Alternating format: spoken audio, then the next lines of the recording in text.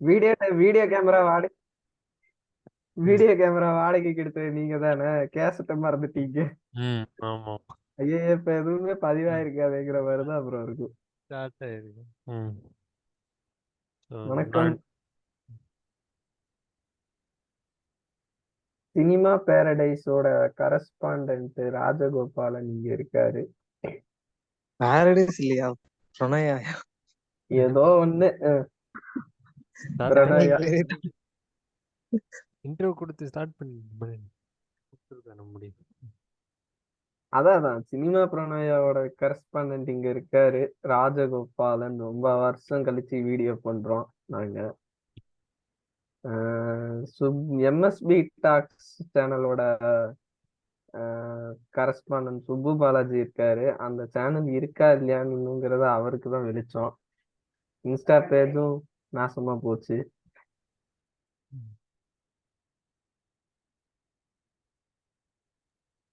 Insta பேஜும் அவரது password மறந்துட்டேன்னு அவர் சொன்னாரு. அதுவும் அவருக்கு தான் வெளிச்சம். ஆர்ட் அண்ட் கமர்ஷியல்ல ஓனரு அப்படின்னு வச்சுக்கலாம். அந்த பேஜோட ஓனரு நானும் இருக்கேன். நாங்க எல்லாம் அண்ணா தெரோஸ்டுக்கு அப்புறம் இப்பதான் மொத்தமா ஒண்ணும் கூடி உக்காந்துருக்கோம்.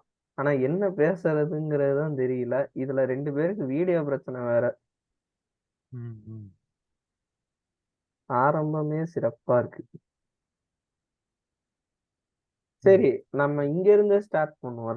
ராஜ் தெரிஞ்சே போவோம். அவர் ரீசெண்டா சோனி லீவ்ல பாட்லக் அப்படின்னு ஒரு சீரியஸோட செகண்ட் சீசன் வந்தது. அந்த சீசன்ல வந்துட்டு அசிஸ்டன்ட் டைரக்டரா ஒர்க் பண்ணாரு. ஸோ அதோட அனுபவங்கள் சொல்லுங்க Raj. Okay, hi everyone. So இந்த வீடியோ மூலமா ஜென்ரலாக பாலிவுட் எப்படி ஒர்க் ஆகுதுன்னு எல்லாருக்கும் சொல்லலான்னு பண்ணுறோம். ஸோ அந்த சீரீஸ் எப்படின்னா செகண்ட் சீசனில் நான் ஒர்க் பண்ணேன். ஸோ ஃபஸ்ட் சீசன் வந்து ஜென்ரலாகவே நம்ம கண்டென்ட்லேருந்து ஆரம்பிச்சோன்னா அந்த மாதிரி ஒரு சீரீஸ் இருக்குன்னு நிறைய பேருக்கு தெரியக்கூட தெரியாது.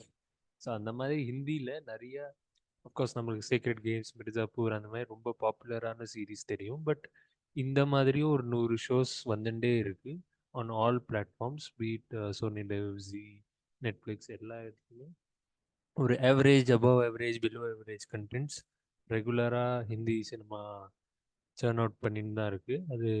அதில் ஒரு நல்ல லாபம். அது அந்த பிளாட்ஃபார்ம் கிட்டேருந்து ஒரு பெரிய அமௌண்ட் எடுத்துட்டு அதில் ப்ராஃபிட் வச்சுட்டு மீதி அமௌண்ட்டில் ஒரு ப்ரொடக்டை எடிட் பண்ணி டெலிவர் பண்ணிடுறாங்க. ஸோ அது ஆவரேஜாக தான் இருக்குதுன்னு நம்மளுக்கே தெரியும். பட் ஸ்டில் எப்படியோ அந்த பிளாட்ஃபார்ம் ஹெட்ஸையும் கன்வின்ஸ் பண்ணி, இங்கேயும் ப்ரொடியூசர், டைரக்டர் எல்லாரையும் டீமையும் கன்வின்ஸ் பண்ணி அந்த ப்ரொடியூசர் வந்து பிளாட்ஃபார்ம்லேருந்து பணம் வாங்கி பண்ணிடுறாங்க. ஃபார் எக்ஸாம்பிள் இந்த சீசன் வந்து மோஸ்ட்லி ஜானர் வந்து ஃபேமிலி ட்ராமா. ஸோ மோஸ்ட்லி ஒரு 6 கேரக்டர்ஸ், ஒரு பெரிய ஃபேமிலி. ஸோ அவங்களோட 3 வீடு. ஸோ மோஸ்ட்லி லொக்கேஷன்ஸ் அந்த 3 வீடு, 3 to 4 ஹவுசஸ். அண்ட் அது தாண்டி எக்ஸ்டர்னல் ஆஃபீஸ், மற்ற பார்க்கு, காரு, இந்த மாதிரி கொஞ்சம் அதர் கஃபேஸ், அடுத்து அந்த மாதிரி கொஞ்சம் கொஞ்சம் லொக்கேஷன். பட் மோஸ்ட்லி வீட்டுக்குள்ளேயே நடக்கிற மாதிரியான இது. ஸோ பெருசாக பட்ஜெட் இல்லை. ஸோ எனக்கு எக்ஸாக்ட் பட்ஜெட் இல்லைனாலும் ஓவரால் ஒரு 2-3 கோடி தான் ஓவரால் பட்ஜெட் இருக்கும். அதில் ஆர்டிஸ்ட் சம்பளம், டைரக்டர், டெக்னீஷியன்ஸ் இவங்க எல்லாருக்குமே ஒரு 1-1.5 கோடி சம்பளம் போயிருக்கும். ஒரு மினிமம் 10 lakhs பர் ஹெட்னு வச்சா கூட. அண்ட் அதை தாண்டி மற்ற அசிஸ்டன்ட்ஸ் எல்லாருக்கும் அது இன்னும் ஒரு 20-30 லட்சம் சேலரி போயிருக்கும். ஸோ ஓவரால் ஒரு 2 கோடிக்குள்ளே சீரீஸை முடிச்சுட்டு ஒரு 1 crore ப்ராஃபிட் ப்ரொடக்ஷன் ஹவுஸ் வாங்கிட்டு சோனி லிவ்க்கு இந்த கண்டென்ட்டை தள்ளி விட்டுட்டு தி ஜஸ்ட் கோ அஹெட் அந்த மாதிரி. ஸோ அதுதான் ஒரு பேசிக் ஸ்டார்ட்னு சொல்லலாம். அதுக்கப்புறம் மற்ற ப்ரொசஸஸ்லாம் சொல்கிறேன். இவ்வளோ ஓப்பனா ஃபினான்சியல் டீடைல்ஸ் கொடுக்குறீங்க, உங்களுக்கு மிரட்டல்கள் எதுவும் வராதா? அது ஹிந்தி, நம்ம தமிழ்ல பேசலாம். அதனால கொஞ்சம் தைரியமாவே பேசலாம். இல்லைனாலும் உண்மையை சொன்னேன் அந்த மாதிரி உண்மையெல்லாம் சொல்றீங்க, அப்புறம் உங்களுக்கே வேலை இல்லாம போயிருக்கு. நான் இன்னும் ஓப்பனா ஒண்ணு சொல்லுவேன். ஃபர்ஸ்ட் இது எவனாவது ஒருத்தன் பார்க்கணும். அதுக்கப்புறம் இல்லைங்க, சேனல் ப்ராப்ளம் பண்ணும். அவரு சேனல்ல வீடியோ போடுறோம், நம்ம சேனல்ல போட்டா எவனும் பார்க்க மாட்டான், அது வேற விஷயம். ம். அவரெல்லாம் சேனல் நல்லா தானே மெயின்டைன் பண்ணிருந்தாரு. ம். அதான் இப்ப இல்ல. பட் எஸ் தலைவன் இப்பதான் பரவாயில்ல. கம்பேக் கொடுத்துருக்கோம். ம். கம்பேக் எல்லாம் இல்ல, அதெல்லாம் பெரிய வார்த்தை. ம். இப்பதான் வாரம் அப்படி வச்சுக்கலாம். ம். வேற ஏதாவது இல்ல சீரியஸ்ல ராஜ் ஒர்க் இப்பதானே பண்ணிருக்கீங்களா? யூடியூப் வீடியோ எல்லாம் போடுறதா ஆரம்பிச்சிட்டாரு, அதனால சொன்னேன். ம். வேற ஏதாவது சீரியஸ்ல ஒர்க் பண்ணீங்களா ரீசெண்டா அதுக்கப்புறம்? இல்ல இல்ல. இது அதுக்கப்புறம் ஷார்ட் ஃபிலிம்ல ஒன்று ஒர்க் பண்ண, மேஜர் ஷார்ட் ஃபிலிம். அது வந்து இப்போ யூடியூப்ல ஸ்ட்ரீம் ஆயிருக்கு. அது கூடி சீக்கிரமே ஜியோக்கு ஷிஃப்ட் ஆகும். அதுக்கப்புறம் கம்மிங் பேக் டு அண்ட் ஒரு மராட்டி ஃபிலிமில் ஒர்க் பண்ணியிருந்தேன் லாஸ்ட் ஃபியூ மந்த்ஸாக. இப்போ அடுத்த ப்ரொஜெக்ட் மோஸ்ட்லி ஏப்ரலில் ஸ்டார்ட் ஆகும். அது ஒரு film, proper Hindi film. So அது இருக்குது. And coming to the process, இது எப்படி ஒர்க் ஆகும் அப்படின்னு சொன்னால், நாங்கள் ஜென்ரலாக இப்போ தமிழ்லலாம் டைரக்டர்ஸ் அண்ட் ப்ரொடியூசர் கையில் தான் இருக்கும், இல்லை ஸ்டார் கையில் தான் இண்டஸ்ட்ரி இருக்கும். இப்போ ஹிந்திலலாம் பார்த்தீங்கன்னா, அன்லஸ் அந்த பெரிய ஸ்டார் ஒன்று ரெண்டு பேர் தவிர ஜென்ரலாக ப்ரொடியூசர்ஸ் கையில் தான் எல்லாமே இருக்கும். அவங்க வந்து எடிட்டில் உட்காருவாங்க, சவுண்டு மியூசிக் கம்போசிஷன்லேயே உட்காருவாங்க. நம்ம இன்டர்வியூலலாம் பார்த்துருக்கோம். கரஞ்சோர் வந்து அந்த வேக்கப் செட்டுக்கு கம்போசிஷனில் சங்கர் எஸ்என்லோய் ஸ்டுடியோவில் உட்காந்துலாம் சொல்லுவோம். ஸோ அந்த மாதிரி ப்ரொடியூசர் கையில் நிறைய எல்லா விஷயமுமே ப்ரொடியூசர் கையில் இருக்கும். ஸோ ஜென்ரலாக ஃபிலிம் ப்ரொடக்ஷன் எப்படி நடக்கும்னா, ப்ரொடியூசர் வந்து ஒரு அமௌண்ட் அவங்களே இன்வெஸ்ட் பண்ணுறாங்க, இல்லை இன்வெஸ்டர் த்ரூவாக வாங்குறாங்கன்னா, அவங்க வந்து எக்ஸிக்யூட்டிவ் ப்ரொடியூசர்னு ஒருத்தவங்க இருப்பாங்க, அவங்க கிட்ட தந்துடுவாங்க. So they execute the whole team, so whole film. So அவங்களுக்கு ஒரு டீம் இருக்கும், 5 பேர் அந்த மாதிரி 6 பேர். ஸோ அவங்களோட அசிஸ்டன்ட்ஸ்லாம் இருப்பாங்க, ஒவ்வொரு department, accounts and production manager, கோஆர்டினேட்டர்னு ஒரு 5 பேர் இருப்பாங்க. ஓவரால் ப்ரொடக்ஷன் அவங்க தான் ஹேண்டில் பண்ணுவாங்க. லைக் ஒருத்தவங்க லொக்கேஷன்ஸை பார்ப்பாங்க, ஒருத்தவங்க ஃபுட்டு பார்ப்பாங்க, ட்ராவல் பார்ப்பாங்க, ஒருத்தவங்க அக்கௌண்ட்ஸ் பார்ப்பாங்க, அண்ட் அவங்களோட அசிஸ்டன்ஸ் இருக்கும். ஸோ ஓவரால் அது டிபெண்டிங் ஆன் த ப்ரொஜெக்ட். இப்போ பொன்னியின் செல்வன் மாதிரி இதெல்லாம்னா அந்த எக்ஸிக்யூட்டிவ் ப்ரொடியூசர் அந்த சிவா ஆனந்த், நிறைய பேருக்கு மேபி தெரியும், மணிரத்னமோட ஃப்ரெண்ட் அசோசியேட். ஸோ அவர் வந்து கிட்டத்தட்ட அந்த ப்ரொடக்ஷன் டீம்லேயே ஒரு 20-30 பேருக்கு மேலே இருப்பாங்க. ஏன்னா பெரிய ஸ்கேல் ப்ராஜெக்ட், ஸோ நிறைய கோஆர்டினேஷன் வேணும். இது அண்ட் ஸ்மால் இதில் ஒரு 4-5 பேர் இருப்பாங்க மேக்ஸிமம், அவங்களே எல்லாம் பண்ணிப்பாங்க. பெருசாக எதுவும் அசிஸ்டன்ட். ஸோ இது இருக்கும். ஸோ அதுக்கப்புறம் இப்போ ஹிந்திலலாம் டைரக்டர்ஸை ஹையர் பண்ணுவாங்க. இப்போ என்னோட டைரக்டர் வந்து ராஜ்ஸ்ரீ ஓஜா. அவங்க வந்து சோனம் கபூரோட ஐஷா படத்தை டைரக்ட் பண்ணியிருந்தாங்க. ஸோ அவங்க ஒரு ஆக்சுவலி இண்டிபெண்டன்ட் ஸ்பேஸில் ஆப்ரேட் பண்ணுறவங்க. பட் அந்த படத்துக்கு அப்புறம் கொஞ்சம் மெயின் ஸ்ட்ரீம் ஆகிட்டாங்க. இந்த ஆட்ஸ்லாம் அவங்க ரெகுலராக டைரக்ட் பண்ணியிருப்பாங்க. அந்த கியாவோட கார்ஸ் லான்ச் ஆனப்போ அண்ட் ஈவன் அதர்வைஸ் அதோட கண்டினியூஸாக ஆட்ஸ் இவங்க தான் பண்ணியிருக்காங்க. ஸோ ஸோ அவங்க டைரக்டர்ஸையுமே ஹையர் பண்ணுவாங்க. ஸோ மோஸ்ட்லி டைரக்டர்ஸ் கையில் நிறைய விஷயம் இருக்காது. டைரக்டர்ஸ்க்கான மரியாதை இருக்கும், depending on if there successful directors நிறையாவே இருக்கும். பட் ஜென்ரலாக ப்ரொடியூசர் கையில் தான் இருக்கும். ஸோ இது ஆக்சுவலி என்ன ஆச்சுன்னா, ப்ரொடக்ஷன் வந்து 2021 டிசம்பரில் இவங்க ப்ரீ ப்ரொடக்ஷன் ஸ்டார்ட் பண்ணிட்டாங்க. அப்பயே ஸ்கிரிப்டிங்லாம் நடந்துன்னு தான் இருந்தது. ஸோ நான் ஜானில் ஜாயின் ஆனேன் அசிஸ்டன்ட் டைரக்டராக. ஸோ அப்போ பேச்சு என்ன இருந்ததுன்னா, மார்ச்சில் ஷூட் போவோம் அந்த மாதிரி இருந்தது. வேறு டெல்லியில் ஷூட் போவோம்.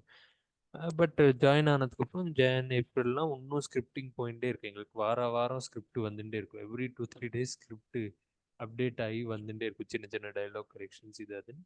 ஸோ ஸ்கிரிப்டே ஃபைனலைஸ் பண்ணாமல் ஒரு பக்கம் நாங்கள் பிளானிங்கும் ஸ்டார்ட் பண்ணிடுவோம். Costume break down, art break down, location எல்லாத்துக்கும் காஸ்டிங் எல்லாத்தோட வேலைகளும் நாங்கள் சைமல்டேனியஸாக பண்ணியிருப்போம். ஸோ இட்ஸ் ஸோ அப்படியும் ஸ்கிரிப்ட் ரெடியாக இல்லை. ஸோ அப்போ தான் எனக்கு புரிஞ்சுது ஏன் பல மொக்க படங்கள் ஒரு ஆவரேஜ் படங்கள் இண்டஸ்ட்ரியில் ப்ரொடியூஸ் ஆகின்னு இருக்கு. அப்போ அதோட ரீசன் அங்கே தான் தெரிஞ்சுது. பிகாஸ் நாங்கள் ஸ்கிரிப்ட் படிக்கிறப்ப எனக்கு அது ஆவரேஜாக தான் தோணுச்சு. ஸோ இங்கேயே ஆவரேஜாக இருக்குன்னா எக்ஸிக்யூஷன் பண்ணால் அது மேக்ஸிமம் அபவ் ஆவரேஜாக ஆகக்கூடும் if actors perform well and எல்லாமே. இல்லை அதே அல்டிமேட்லி ஆவரேஜாக தான் இருக்கும். ஒன்றும் பிலோ ஆவரேஜ், ஆவரேஜ் இல்லை அபவ் ஆவரேஜ் தான் ஆகும். நல்ல படமாக ஒரு சீரீஸாக அது கன்வெர்ட் ஆக வாய்ப்பு இல்லை. ஏன்னா அது பேப்பர்லேயே ஆவரேஜாக தான் இருக்குது. ஸோ அது அங்கே தான் எனக்கு அந்த ஒரு விஷயம் அண்டர்ஸ்டாண்ட் ஆச்சு. தட் ஸ்கிரிப்ட் லெவல்லே ஆவரேஜாக இருக்கிறப்ப எப்படியோ இவங்க ப்ரொடியூசர் மற்ற டீமையும் கன்வின்ஸ் பண்ணி தான் பல படம் ஷூட்டிங் போய் முடிஞ்சு ரிலீஸ் ஆகுது. அண்ட் இப்போ நடிகர்கள் are somewhat directors are well established இவங்கன்னா அவங்களுக்கு ஆல்ரெடி ஒரு பெரிய சம்பளம் இருக்கும். ஸோ அதனால் அது ஆவரேஜ்னு தெரிஞ்சாலும் எப்படியாவது எக்ஸிக்யூட் பண்ணி படத்தை ரிலீஸ் பண்ணிட்டா அவங்களுக்கு பணம் வந்துடும். அது போதும். அதனால் அவங்க பண்ணிட்டு போகிறாங்க. இந்த மாதிரி நிறையா இது நம்ம பார்த்துருக்கோம். நிறைய படங்கள் நம்ம பார்த்துருக்கோம். ஸோ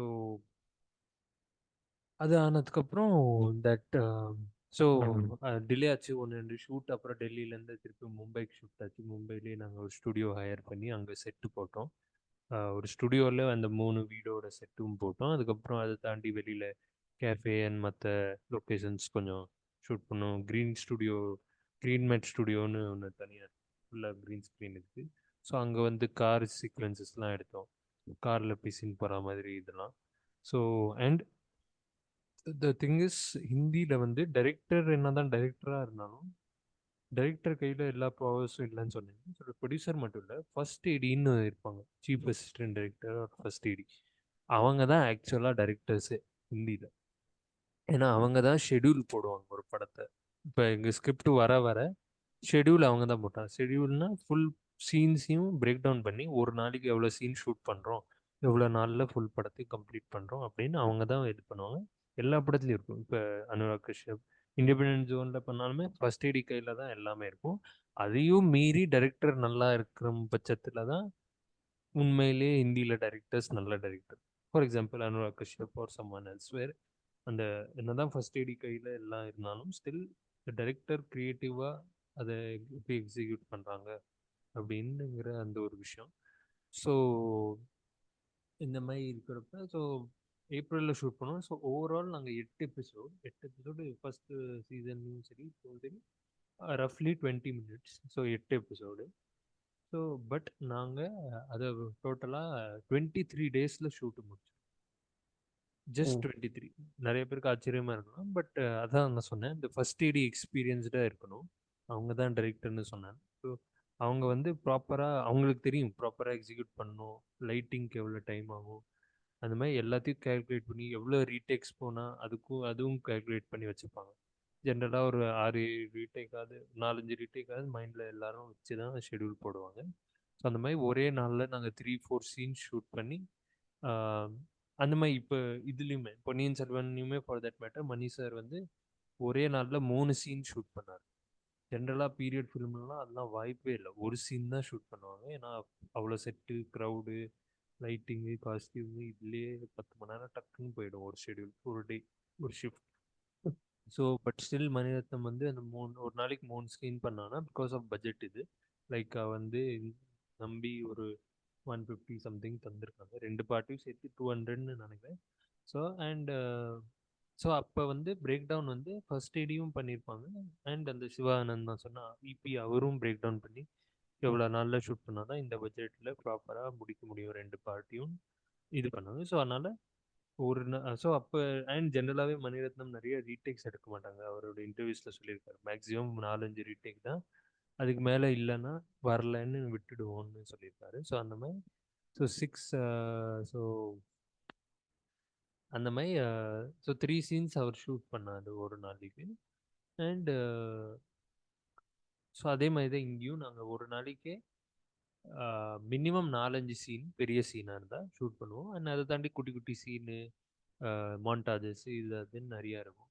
அண்ட் யூனிட் பின்னு ஒன்று இருக்கும், செகண்ட் யூனிட். ஸோ அதில் என்ன பண்ணுவாங்கன்னா கேமராமேனோட first assistant who is almost like a cameraman ஒரு கேமரா உமன், எங்கள் இதில் லேடி பொண்ணு இருந்தால். ஸோ அவங்களும் ஃபர்ஸ்ட் ஏடியும் சேர்ந்து போய் ஒரு சில பிக்கப் ஷாட்ஸு, மாண்டாஜஸ் இதெல்லாம் ஷூட்டுனா 10 மணிக்கு தான் ஆரம்பிக்கும். மும்பை ஜென்ரலாகவே 10-11 மணிக்கு தான் வேலை ஸ்டார்ட் ஆகும். ஸோ எங்களுக்கு 9 மணிக்கு கால் ஷீட் இருந்தாலும் நாங்கள்லாம் 9 மணிக்கு போய் ரெடி பண்ண ஆரம்பித்தாங்க. 11 o'clock ஃபர்ஸ்ட் ஷாட் ஆகும். ஸோ 2 hours ஆகும் ரெடி பண்ண. ஸோ அப்போ வந்து அந்த கேப்பில் ஃபர்ஸ்ட் ஏடியும் அந்த ஃபர்ஸ்ட் அசிஸ்டன்ட் கேமரா அவங்களும் அசோசியேட் கேமரா இது போய் ஒரு சில மாண்டேஜ் ஷாட்ஸ் தான் ஷூட் பண்ணிடுவாங்க. ஸோ தட் இது ஸோ அதனால் ஹிந்தியில் ஆக்சுவலி டைரக்டரோட வேலை ரொம்ப ரொம்ப கம்மி. அதாவது சேர் முன்னாடி மானிட்டர் முன்னாடி சேர் போட்டு உட்காந்தா போதும். வெறும் ஆக்ஷன் கட் சொல்றது தான் டைரக்டரோட வேலை ஹிந்தியில. அதையும் மீறி கிரியேட்டிவா நம்ம நல்ல படங்கள் ஹிந்தியில பார்க்குறப்ப அப்பதான் அந்த டைரக்டர் உண்மையா is a director in Hindi cinema அப்படின்னு நம்ம சொல்லலாம். ஸோ அப்படியே 23 டேஸில் ஷூட் பண்ணோம். 23 டேஸில் இவ்வளோவான்னு நினைக்கலாம். பட் நான் சொன்ன மாதிரி வீட்டுக்குள்ளேயே தான் சீன்ஸு. ஸோ அதனால் ஈஸிலி ஒரே நாளில் 7-8 சீன்லாம் 14-15 சீன்ஸ்லாம் ஷூட் பண்ணிருக்கோம். ஜென்ரலாக சீரியல் அந்த மாதிரி நடக்கும். சீரியலில் ஒரே நாளில் 10 சீன் 20 சீன் ஷூட் பண்ணுவாங்க. அண்ட் அது ஏன்னா அது வீக்லி டெலிகாஸ்ட்டில் லைக் ஃபார் எக்ஸாம்பிள் இப்போ கூட இப்போ பொங்கல்னா நீங்கள் பார்க்குற சீரியலில் பொங்கல் ரிலேட்டட் அந்த டைலாக்ஸ் கேரக்டர் பேசுறதுன்னா அது இப்போ தான் 2 நாள் முன்னாடி அவங்க ஷூட் பண்ணியிருப்பாங்க. அது உடனே சுட சுட அடுத்த ஒரு நாள்லேயே போஸ்ட் ப்ரொடக்ஷன் முடிச்சு மியூசிக் எடிட்டு எல்லாம் முடிச்சு அடுத்த நாளே டெலிகாஸ்ட்டுக்கு தந்துடுவாங்க. ஸோ அதனால் வீக்லி கண்டென்ட் டெலிவர் ஆகிட்டே இருக்கும். அந்த மாதிரி தான் நாங்களும் டெய்லி இவ்வளோ சீன்ஸ்னு ஷூட் பண்ணி 23 டேஸ் ஆக்சுவலி 24 டேஸ் தான் ஷெடியூல் போட்டோம். பட் இப்போ பட்ஜெட் ஃபர்ஸ்ட் ஐடி அவன் பேர் லைக் ஃபர்ஸ்ட் ஐடி ப்ரொடியூசரோட இது இருந்தது, ஒரு டீல் இருந்தது. ஸோ அவன் சொன்னால் 23 டேஸ்லேயே பண்ணி கொடுத்துட்றேன். ஏன்னா நம்பர் ஆஃப் டேஸ் குறைஞ்சுன்னா பட்ஜெட் குறையும். இப்போ நம்மளே நிறைய படத்தில் நம்ம சொல்லியிருப்போம் 90 டேஸ் ஷூட் இருந்தது 88 டேஸ்லேயே முடிச்சிட்டாரு டைரக்டர், நல்ல டைரக்டர், ப்ரொடியூசர் டைரக்டர்னு பாராட்டியிருப்பாங்க ஒரு சில. ஏன்னா ஒரே நாளில் 1 டே ஷூட் வந்து மினிமம் 10 lakhs தான் ஆகும். And depends on the budget. இப்போ பீரியட் ஃபிலிம் அதெல்லாம்னா ஒரே நாளில் 50 லட்சம் இல்லை 1 கோடி கூட போகும். ஸோ ஒரு 100 நாள் ஷூட் பண்ணுறாங்கன்னா அங்கேயே 100 கோடி போயிடும், இல்லை 50 கோடி பட்ஜெட் போயிடும். அதனால் ஜென்ரலாக ரஃப்லி ஒரு ரொம்ப சின்ன பட்ஜெட்னா ஒரு 5 லட்சம், ஒரு மீடியம் அண்ட் பெரிய பட்ஜெட்னா ஒரு நாளைக்கு 10 லட்சமாவது செலவாகும். ஸோ அந்த மாதிரி 24 டேஸ் ஷெடியூல் கொடுத்து 23 டேஸ்லேயே இது பண்ணிட்டோம். ஸோ அந்த 24th டே எடுக்க வேண்டிய சீன்லாம் 23rd எடுத்தோம். அண்ட் மற்ற லைக் ஒரே வீட்டில் இருக்கிற ஷெடியூலில் இருக்கிறதுனா சீன்ஸ்லாம் நெக்ஸ்ட் டேயோட ஒரு சீனும் இன்றைக்கே ஷூட் பண்ணுவோம். அந்த மாதிரி ஒரு சீனாக அடுத்த நாள்லேருந்து உருவி ஒரு நாள் ஃபுல்லாக கம்மி பண்ணி 23 டேஸ்லேயே ஷூட் முடிச்சு இது பண்ணோம். ஸோ கரெக்டாக பிளான் பண்ணி முடித்தோம். In fact 23rd day last day வந்து 2 சீன் தான் பாக்கி இருந்தது. பட் அது நிறைய 6-10 இது நிறையா ஒர்க் இருந்தது. அதனால் அண்ட் ரீடேக்ஸுமே நிறையா போச்சு. அன்றைக்கி கொஞ்சம் லாஸ்ட் டேனால எல்லாருக்குமே ஆக்டர்ஸ்லேருந்து எல்லாரும் ட்ரெயின் ஆகிட்டாங்க. விடிய வச்சு எடுத்தோம், முடிச்சிட்டோம் லாஸ்ட் டே. ஸோ இதான் பேசிக் ப்ரொடக்ஷன். அதுக்கப்புறம் போஸ்ட் ப்ரொடக்ஷன்னு தனியாக இருக்கும். அப்போ டைரக்டர் இல்லைன்னா கூட பரவாயில்ல, அதுவும் ஹிந்தியில் வந்து ஒன்ஸ் அதை டெலிவர் எடுத்துட்டாங்கன்னா அது வந்து ப்ரொடியூசர் வந்து ஆர்டிஸ்டில் காப்பி எடுத்துன்னு எடிட்டருக்கும் ப்ரொடியூசருக்கும் டீல் இருக்கும். டைரக்டரும் இருக்கும், டைரக்டரும் இருப்பாங்க. இப்போ அனுராக் கஷ்யப்லாம் அவரே தான் எடிட் பண்ணுவார் ஹிந்தியில். அந்த மாதிரி நிறைய டைரக்டர்ஸ் வெற்றிமாறன் அதெல்லாம் ஆப்ரேட்டிவ் எடிட்டர் இருப்பாங்க. பட் இவங்க தான் சொல்லுவாங்க இதை தூக்கி போடு, இங்கே வை, அந்த மாதிரி கேஸ் ரவிக்குமார் இந்த மாதிரி எல்லாரும் அவங்களே தான் எடிட் பண்ணுவாங்க. ஜென்ரலாக கோஸ்ட் எடிட்டிங்னு சொல்லுவாங்க. ஸோ ஸோ இதுதான். ஸோ போஸ்ட்டுக்கு போனதுக்கப்புறம் எங்களுக்கும் அந்த படத்துக்கு சம்மந்தம். Director maximum director, editor and producer உட்காந்து எபிசோடாக இது பண்ணி அந்த ஓடிடி டீம்லேருந்தையும் பர் எபிசோடு ஃபீட்பேக் அனுப்பிச்சு இதை எடுக்கலாம், இதை ஆட் பண்ணலாம், இன்னும் கொஞ்சம் டியூரேஷன் கம்மி பண்ணலான்னு கொஞ்சம் கொஞ்சமாக இது பண்ணி. ஸோ க்ரியேட்டிவாக எதுவும் இல்லை, க்ரியேட்டிவாக டைரக்டர் எடிட்டர் தான் பண்ண போகிறாரு. பட் அதை தாண்டி இந்த ஓவரால் டியூரேஷன் அது எல்லாம் ப்ரொடியூசர் தான் டிசைட் பண்ணி இது பண்ணுவாங்க. ஸோ இதான் ஒரு பேசிக் ஓவரால் ப்ரொடக்ஷன். அண்ட் நாங்கள் 5 அசிஸ்டன்ட் டைரக்டர்ஸ் தான் இருந்தோம். எவ்வளோ பெரிய சீரீஸ் 23 ஷூட் பண்ணிட்டோம். 5 பேரில் ஒருத்தர் ஃபர்ஸ்ட் ஏடி, செகண்ட் ஏடி, நான் தேர்ட் ஏடி, அதுக்கப்புறம் இன்னும் ஒரு ஏடி இருந்தாங்க காஸ்டியூமு, நான் கண்டினியூட்டி டிபார்ட்மெண்ட், செகண்ட் ஏடி ஆர்ட் டிபார்ட்மெண்ட், ஃபர்ஸ்ட் ஏடி சீஃப் ஏடி, எல்லாம் ஓவரால் ஷெடியூல் பண்ணி சீஃப் பண்ணுறது. அண்ட் இதை தாண்டி டிஏன்னு இருப்பாங்க, டைரக்டர்ஸ் அசிஸ்டன்ட்னு, டைரக்டரோட ஒரு பிஏ மாதிரி ஒரு டைரக்டர்ஸ் அசிஸ்டன்ட்னு இருப்பாங்க. ஸோ நாங்கள் 5 பேர், அவங்களும் டைரக்டர் பக்கத்துலேயே உட்காந்து வேலை செய்ய மாட்டாங்க ஜென்ரலாக. ஸோ அந்த மாதிரி. ஸோ இப்படி தான் ஜென்ரல் ப்ரொடக்ஷன் நடக்கும். அண்ட் மீதியாக அடுத்த இதில் கண்டினியூ பண்ணலாம். இந்த